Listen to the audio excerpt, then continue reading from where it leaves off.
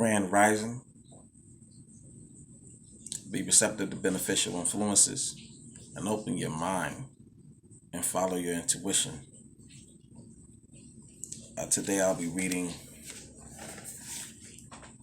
Cultivating Genius. I think I'm gonna just rock out on the whole month with this, or whatever, however much time it takes.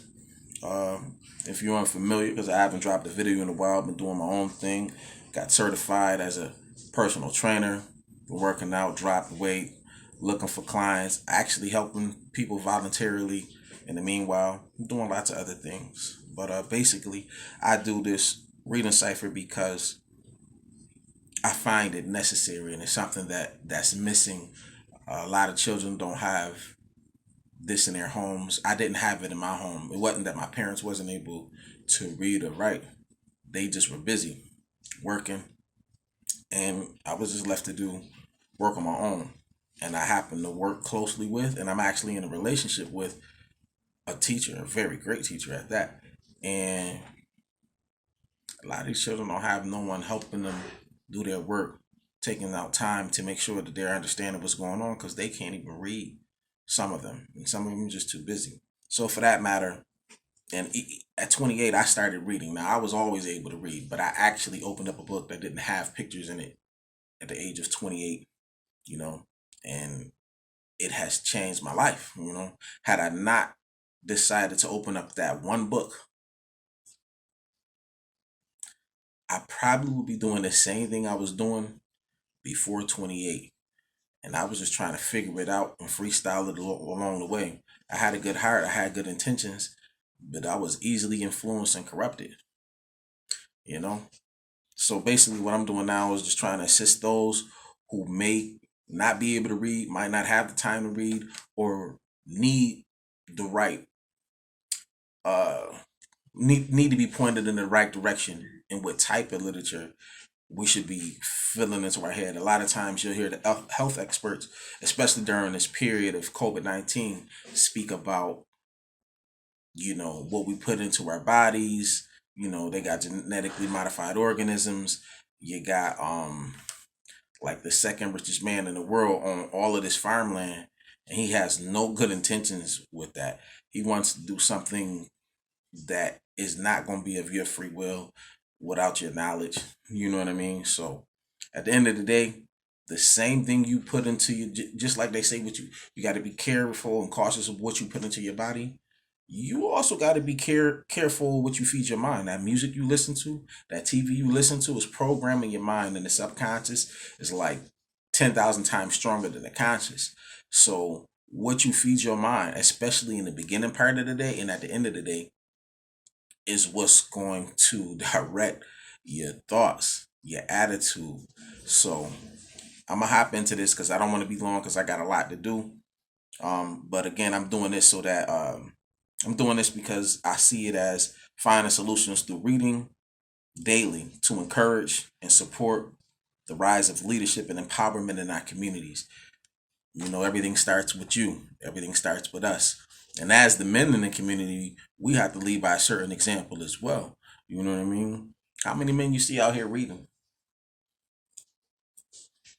Showing children that they're reading, spending time with the children reading. My oldest is not too old for me to be doing that, but I've done that with him. Unfortunately, I have not been able to do all of that with my daughter. However, I'm always available. Um, and this is just a way for either of them or any of my nibblings, nieces and nephews. If they just want to hear something different, or if they want to see, you know, a man in their life trying to do something positive or doing something positive and is firm on it. Like, you guys might not have seen me in a long time, but I read every day. I write every day. Got a few books coming out, doing a lot of things behind the scenes. You know, everything ain't what it's seeing. Everything ain't for everybody to see. Some things require your stern attention. And this is just something that I'm just gonna do probably till I die. Why? Because I don't see no one doing it. And if you want change, you got to be the change that you feel is needed. So here's a continuation of my effort. If you haven't already, please subscribe to my channel, John Costner, semicolon, the Reading Cipher. And I appreciate it. Thank you. Restoring equity and excellence in today's classrooms. I conceive our literary institutions to have the power of doing. It seems to me, then, that the main object is to accomplish an intellectual and moral reformation. And I know of but few better ways to effect this than by reading, by examining, by close comparisons and thorough investigations, by exercising the great faculty of thinking. For if a man can be brought to think, he soon discovers that his highest enjoyment consists in the improvement of the mind. It is this that will give him rich ideas and teach him also that his limbs were never made to wear the chains of servitude. He will see too that equal rights were intended to all. Then who would not wish to become inspired with the taste of reading if it has the ability to create so happy a state of things as I have just described?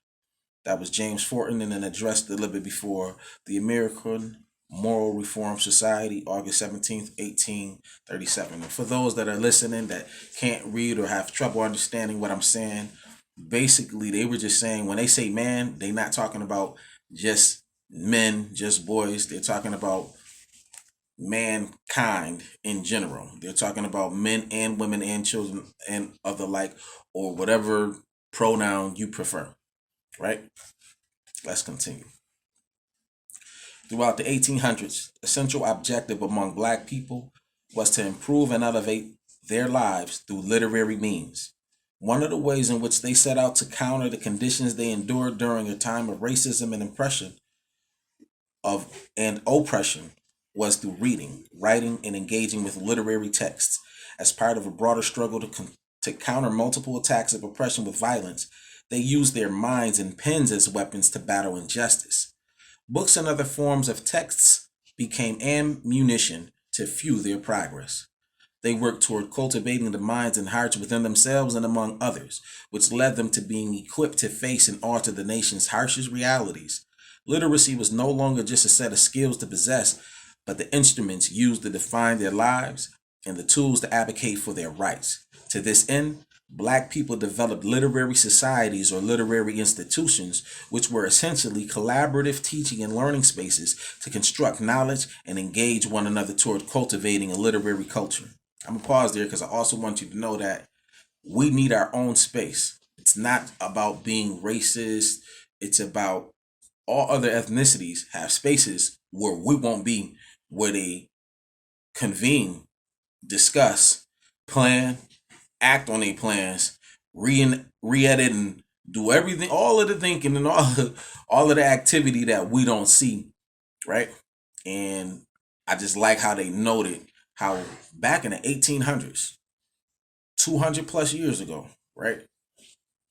This is what we were doing. Today, most of our free time is spent listening to the radio, and they're pumping criminal wave music into the radio. They're pumping hate different complexion music into the radio. They're pumping hate the opposite sex for their shortcomings on the radio. And they ain't just doing it on the radio. They doing it in the videos. They doing it on TV, even like in the media. I'm not a big fan. I'm not a fan of voting. I'm gonna let you know off the muscle. Not. And I could prove. I don't need to prove why it's not for us. But I'll tell you this: Kamala Harris has a black father, if I'm not mistaken. And maybe I'm wrong because I don't really watch the news. I've been on something else for a while, for a little more than a year. But I noticed something the other day. There was an broadcaster, or excuse me, anchor on the news channel that was saying she was the first uh, black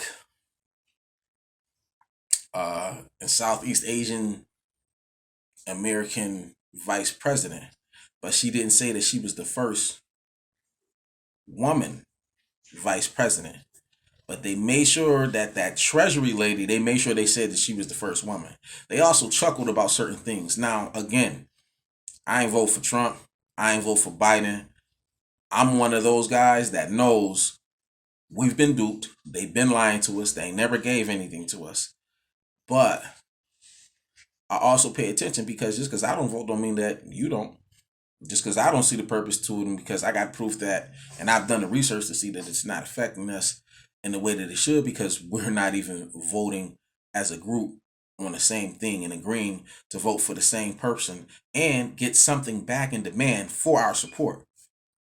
So I'm saying all of that to say, uh,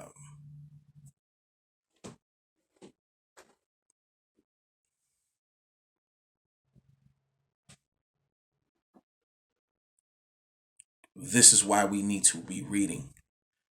You know, I know sometimes, and for some people, this may be hard, but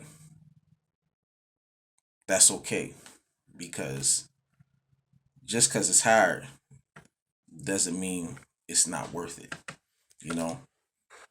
And all our competitors are doing this. They on it with their children, you know. And we need to we need to take things back to the way they were, because if it wasn't for those people, we wouldn't be doing what we're doing today.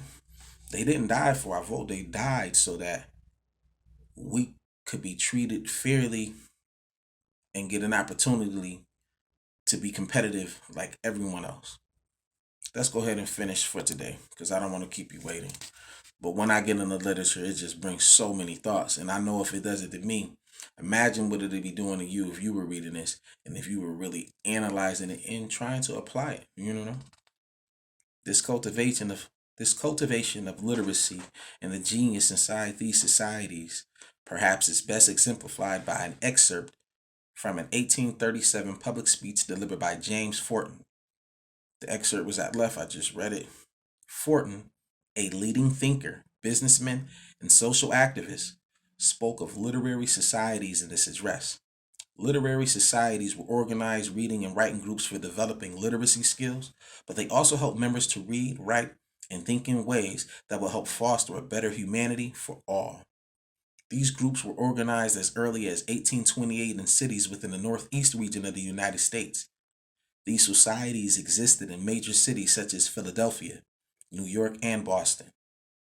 Black people created their own spaces because they were not invited or allowed to speak or participate in white run literary organizations. Soon after 1828, other societies spread across the geographic area and developed in cities such as Pittsburgh, Hartford, Washington, D.C., Rochester, and Baltimore. They met regularly in person to discuss literature and to debate.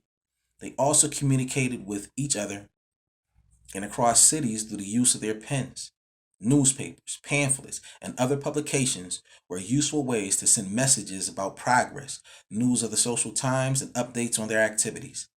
Members paid dues to the societies that went into the cultivation and purchase of books for their libraries. Typically, there were fewer than 10 members who founded individual organizations, but membership in some groups grew to over 100 people. As part of a broader struggle to counter multiple attacks of oppression with violence, they used their minds and pens as weapons to battle injustice. Fortin's first line in his speech emphasizes that literacy has the power of doing. Literacy is not just about reading words on a page, it also carries some sort of action. In other words, reading and writing are transformative acts that improve self and society. In his speech, Fortin called attention to the importance of being able to read, to investigate text, and to each that no one was created to wear chains of servitude and oppression. He professes that literacy is not just something one attains, but that is indeed a human right. In contrast to what is currently found in many schools and classrooms, the historical roots of literacy learning in black communities were much more expansive and advanced and included the goals of meaning identity meaning making and criticality. In contemporary classrooms across the nation, teachers, school leaders, and teacher educators are still wrestling with ways to improve and elevate the literacy achievement of youth, especially Black children and other culturally and linguistically diverse populations. Alas, we are underserving large populations of students who are in dire need of excellence, brilliance, and teachers who make it impossible for them to fail. Consider the stagnant achievement over the past 25 years, the result of an overemphasis on skills and drills. Current policies and learning standards that govern schools, such as the Common Core state standards, are focused primarily on skills and knowledge. We must ask ourselves, what is missing from the ways we structure education today? Why have school leaders and policymakers been unable to accelerate learning at a greater pace with the standards and pedagogies that have traditionally been taught in schools?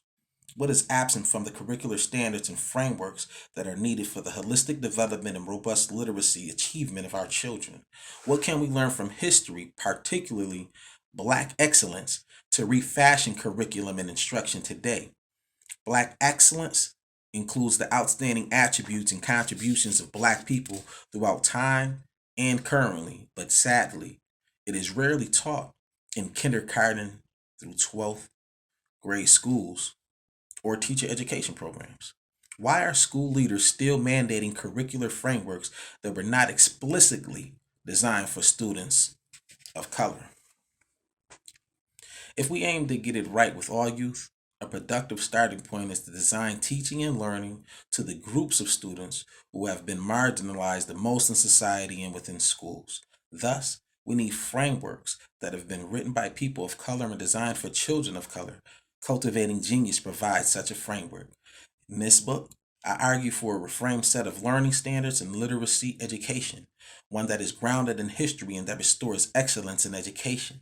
These historical learning standards, defined within historically responsive literacy, allow educators to reimagine what learning can look like and begin to offer a promising framework for students who have not traditionally seen themselves in formal learning situations.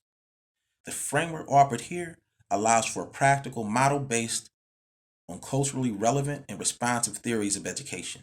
Further, the model and content of this book puts critical theory, sociocultural theory, and cognitive theories collectively into a practical model for teaching and learning, one that helps youth develop both personally and academically.